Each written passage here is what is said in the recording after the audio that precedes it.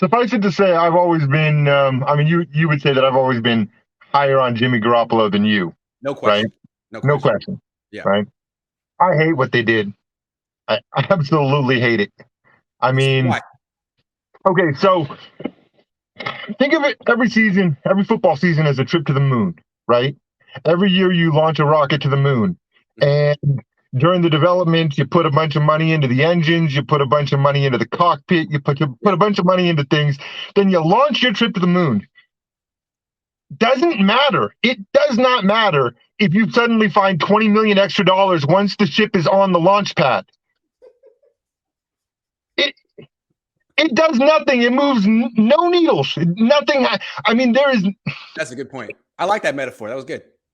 I mean, so Jimmy Garoppolo, what is he going to do for the team this year, right? If the team is in such bad shape that they need him to step up and do something, it's over anyway. I mean, really, how long is Jimmy Garoppolo going to survive behind that offensive line playing his style of football? Like, Hold on. The 1972 Dolphins, Bob Greasy broke his ankle week 5, and they still won the Super Bowl. Because look, the way I look at it is, if you're going to be a running team, it shouldn't really matter who your quarterback is. You have two good quarterbacks. You sure. should be able to survive a broken ankle or something like that. Let me take And Jimmy's let me job take isn't to win that. the Super Bowl. It's just to keep him afloat. He can do Let that. me take that a step farther though. If you're a running team, Yes. what business do you have devoting $39 million and 3 draft picks to a position that's going to throw the ball 25 times a game? And you're saying 39 because they're not actually using the Jimmy Garoppolo money. Using it. Yeah, it's they're dead. not using. It's dead. Yeah. They're not using the $2 million of Sudfeld money, which is just gone. No. They got $9 million of Trey Lance money. They got $27 million of Jimmy Garoppolo money, and you're not going to convince me anywhere different, because otherwise they would have picked up Chauncey Gardner-Johnson or somebody to help with this safety situation, which is going to be. When you say that the Niners quarterback position is cheap, well, once they start using that money on other positions next year, which has always been my point. They could make a move for a player. They could trade for someone before the deadline, like Emmanuel Sanders, like they did with. But I mean, do you think they will? I don't think they will. I think they're taking a gap year, Grant. I think that they graduated high school last year. They got their little tassel. Everybody's proud of them. Grandma gave them their back. Yeah. Hey, we almost won something. Like, cool. Yeah, and now they're taking their gap year, right? Yeah. And next year they'll be serious. They're going to go to Vanderbilt or whatever. Look, I'm just sort of taking a year from me. I just want to take a year from me. Yeah, I feel that. Sorry, dude. I mean, look, I was going to go in on Jimmy Garoppolo. I really was. I went and I watched every game that he threw. Like every game that he played on Game Pass. And Game Pass is great. If you don't have NFL Game Pass, go get it, because you can watch any game that you want to go back and remember. You can watch it. But I watched every single Jimmy Garoppolo game in preparation to tell you a new one, and I was wrong. He has got demonstrably worse. That's the problem. Let's talk about 2019. In 2019, he would throw the ball down the field. And did, to win multiple games when it counted. He missed that one throw in the Super Bowl, and it changed him. Even then, he got worse from 2017 to 2019. 2017, he would extend plays, and he would have an ad-lib thing to his game. So now it's here's what got worse. So his footwork got worse, and his accuracy got worse over time. He has no footwork. And that's why now he has no footwork. But in 2017, he came from New England. He stands there like this and just throws off his back foot. It's like, look at that quick release. It's like there's nothing on the throw, nothing.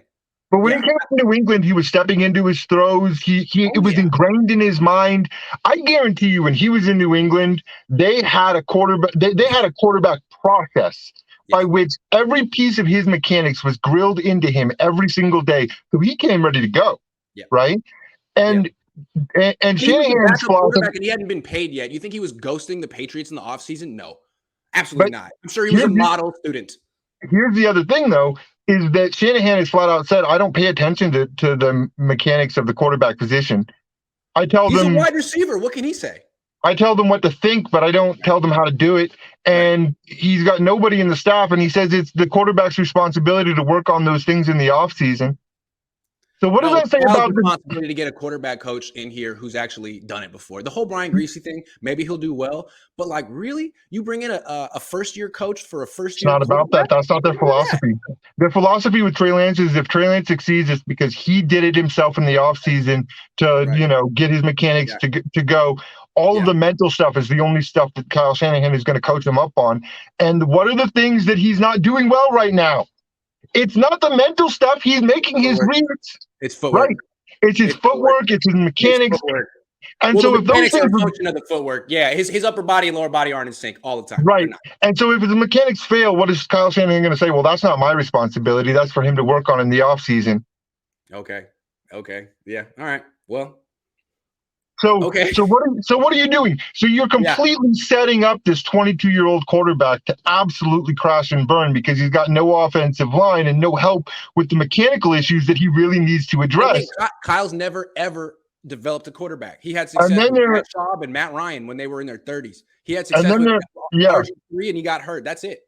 And then they're talking like this is going to be the same formula as Josh Allen, right? Like this is going to have the same trajectory. I'm not seeing the progressive trajectory that I saw with Josh Allen. This is not the same franchise. It's not the same philosophy. It's not the same coaching staff. He doesn't have the same resources. Until they fix the stuff I'm talking about, like the bent knee to bent knee and opening up to your target, not stepping to it, they're going to have to run the triple option and run 40 times a game. He's not built to throw 35 times a game right now. He's too scattershot.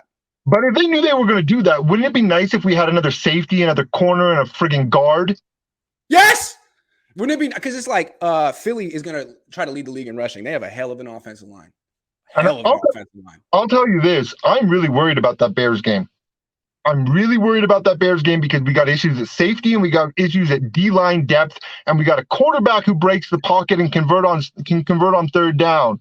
That right? really does hurt the Niners defense. And frankly, the last time they didn't have Tart and Ward for a game, they lost to Colt McCoy. And Fred Warner was there, Nick Bosa was there. Like they got schooled by Colt McCoy. If you don't have defensive line depth and you have a mobile quarterback converting third downs, and you're trying to get into the fourth quarter, and meanwhile maybe it's a low-scoring game, that dam is going to break.